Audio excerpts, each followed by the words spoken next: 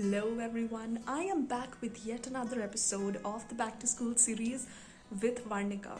And for all those of you who are watching and supporting me, please subscribe. It's right there. You are just away from the click of a button. With that, let's segue into our pre-Valentine special. Remember those books, those really hefty ones written by H.C. Verma, Erodov, with your child constantly absorbed in numericals? Yeah, you guessed it right. In the era where we're talking about ChatGPT and Tesla, we're here to figure out what really has evolved as far as physics is concerned as a subject. So with me, I have Mrs. Rashmi Srivastava, who's been an amazing physics teacher at school and much more to me post school as well. This session primarily I've called physics for the future ready. Not physics for the future but future ready क्योंकि हम लोग students की भी बात कर रहे हैं. तो welcome to the session, ma'am. Thank you. With that, so ma'am, we have come a long way from practicing numericals from H.C. Verma books and trying to decode every science experiment for ourselves now. So how has physics evolved as a subject over the past 10 years? Now, Varnika, you know that a lot of exposure is there these days. Earlier, students used to study from books only, and there was lecture method used in teaching learning process. Instruction based teaching was there, right? But now, because of so much of exposure, there is a lot of change in mindset of the students. Until and unless they connect things with the real time or real world, they don't take any interest and they feel that everything is useless. So with that, teachers have also evolved, right? We have updated ourselves a lot, right? And so in the process, we have seen that until and unless we are using these skills development process like inquiry based teaching and all, project based learning, active learning, everything is useless, because when students will not take interest, they will not perform well, right? So now they know that skill building is very important, and to build that skill of all 21st century.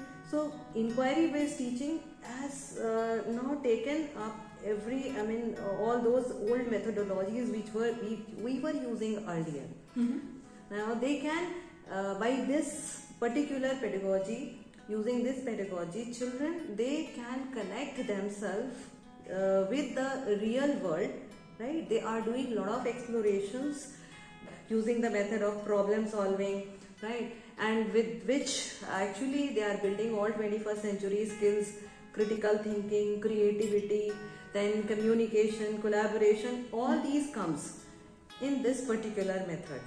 So we take them for observation, and then we ask them to connect whatever theory, beyond book. They should go beyond book, and whatever theory they are doing, they connect themselves with their surrounding, and with the help of that they are taking more interest, and thus they are performing. Their performance is also improving. Nice. So ma'am, that transformation brings me to the subject of addressing the age difference between Harsha and myself. There's exactly the 10-year age difference. He'll be graduating this year.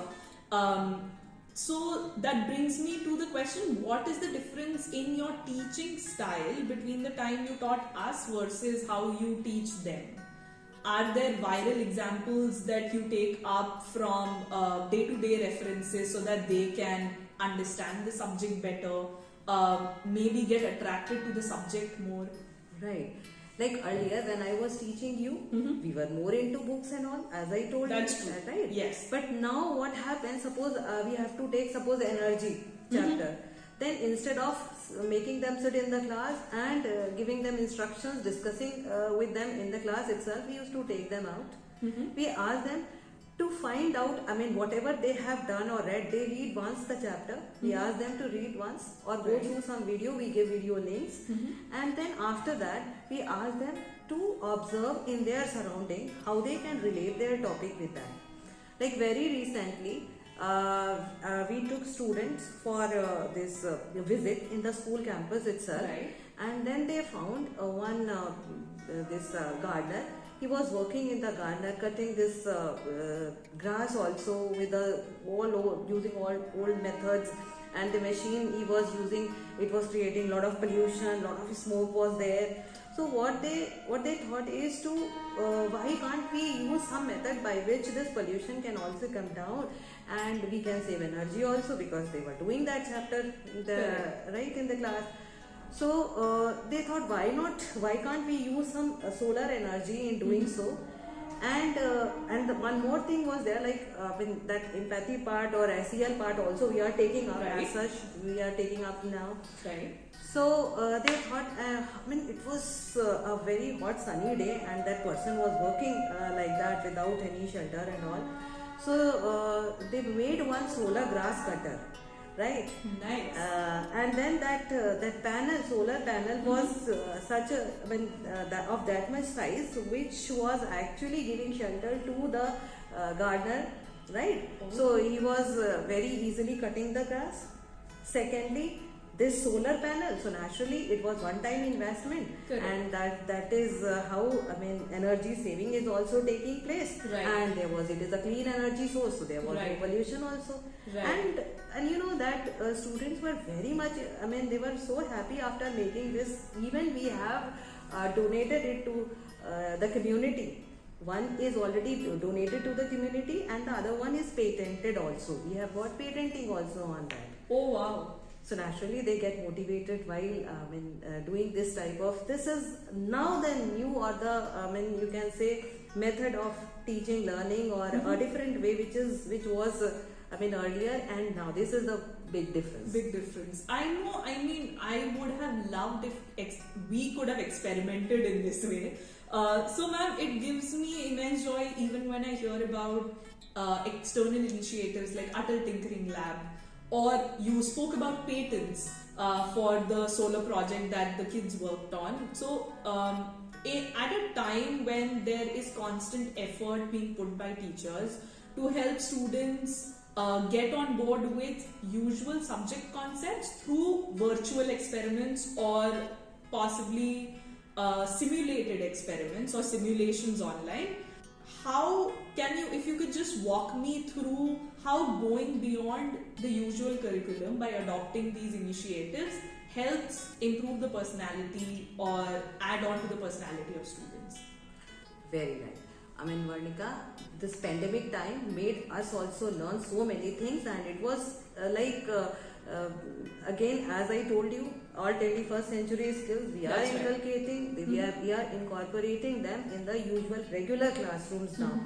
They are more into, they use all digital technology, and very wisely they are using. Like there is an app called Tinkercad.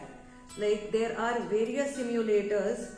When during pandemic they were unable to come to school, and you know that physics cannot be, you cannot understand physics until and unless you are doing experiment yourself. Correct. Right. And then these simulators, whether it is PET simulator or we go to Amrita O Labs where we get all different types of experiments or practicals which are there in ISC or ICSE, right? And of course, like Tinkercad is another digital platform where they can themselves make connections, use of series and parallel connections, then various sensor connections, and that too, without they are not using any electricity directly, so there is they are not that much dangerous also for them. And very nicely they are using all these, they are learning, and they from that they come to know also how this intensity of the bulb is changing by making them connected in series and parallel, which they were unable to do in the school itself, or hands-on, without doing any hands-on, then also in simulators and digital. So this is actually a digital world when they are coping up very nicely, and naturally their learning has become very different. Creativity has increased, their critical thinking has increased, right? And then when they are doing all team, this cannot be done simply by one person. They make a team or whole, of say 2 to 3. Government is also giving coming up with so many initiatives where they are asking to work in team. So naturally they have to collaborate, and due to that, what is happening, a very good teamwork they are coming up with. Yes. That they are learning a lot of, how to work in team, how to work after collaborating. So that is also enhancing their personality, right? That's true. Later on they have to work like that only. So Yes. before that, and then that leadership skill, because one will be team leader also. Oh, I didn't think about it like that. That's fair. Okay. So, ma'am, AI is here to stay, and you're telling me that all the students through these virtual simulators are exposed to new technological advancements that they can see for themselves, and probably drive new initiatives or build new projects to help the community or the government or anybody for that matter. Where we look from a corporate perspective, if I talk about AI, generally professionals are really uncomfortable with AI being around, or they question the presence of AI because they fear that AI will take over their lives. At a stage where they are scared of automation taking over jobs completely, how do you make students comfortable with the idea of such technological advancements? Aren't they scared that their value will decrease if they push technological advancements more?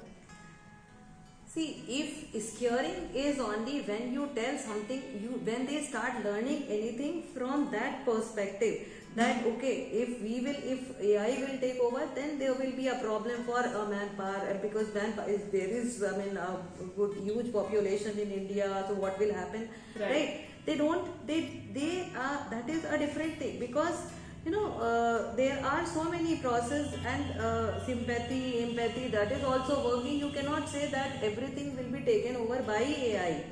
But wherever this AI has changed whole world, why not these children should be made comfortable from the beginning itself. They should know actually what is the use of it, how it is benefiting the community. Right. Rather than making them scared of all these technology, we used to tell, okay, learn about it and use them very efficiently, right? And that very recently they have made one project where they have learned how to. It's very basic thing. Not at they are students only, they are children only. They are not working at engineers level. But then, like, they also know now कि if we will say from one part of the world we are, and if we have left our light switch, not forgot to switch off the lights at home, from there also we can do, and that is a way of energy saving. So instead of telling about those consequences or scaring them, if we'll tell, okay, see how you have saved the energy, we are actually teaching them the efficient use of all these things, and then they should learn actually to help the community. And that is why they are not scared, and actually they are used to it.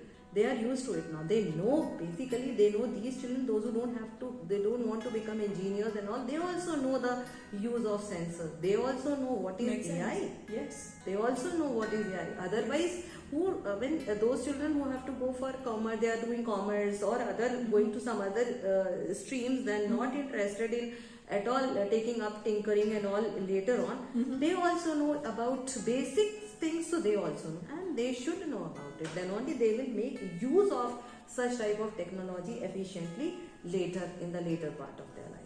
Makes sense. I wanted to end this session on a very light note. So what I had done is I had asked my social media followers a question. And they were supposed to tell me what is that one question that you would ask your physics teacher. So some of them had given their submissions, and the one fun question that I picked up to ask you was why were we asked to worship Edison, whereas in today's time Tesla is the most popular one, and Tesla wasn't even mentioned once while we were growing. Then what you will talk about? How you will talk about Newton? And in that case, who was all complaints from who that he was a palgrimist. He that stole all the text. He stole everything. See, actually, we are physicists, and we like to pranam all the scientists who have done some or the other work in the field. And actually we are learning, we are doing that in some or the other form, we are using somewhere. We are happy with that. And so naman to all the scientists, everybody whose name is there in the books. Okay, That's so basically they're helping us with the tried and tested method so that we can move forward. Yes, experiments and also they also have done. Right. Maybe they became wrong later on, and with changing technologies, with the new advanced, apparatus and all which are made. So, see, Einstein, when Einstein worked, he was not doing whatever he is telling will become, will be true or not. That's right. True. But then very recently it was on gravitational waves were found. Right. And he was not given any Nobel Prize for that. Yeah. Right, his work. But then it was found because it was found later on. At that time, technology was not that much advanced. That's fair. So, he would have become wrong also. There was possibility, There but then is you a cannot possibility. say that he did his work, he did his Yes. research, he did his work, he came up with his conclusions, right? So pranam to him. Alright, well, thank you so much for your Yeah. time, and thank you so much for catching up with me for discussing physics for the future ready. Now that the pre-Valentine celebration is over, I want you to stay tuned for the last episode that's coming your way tomorrow on Valentine's Day, with the love of my life, with the most beloved teacher ever, with my first teacher, and your favorite too. So what are you waiting for? Stay subscribed, stay tuned, and keep showering me with all the love. And don't forget to like, share, and comment.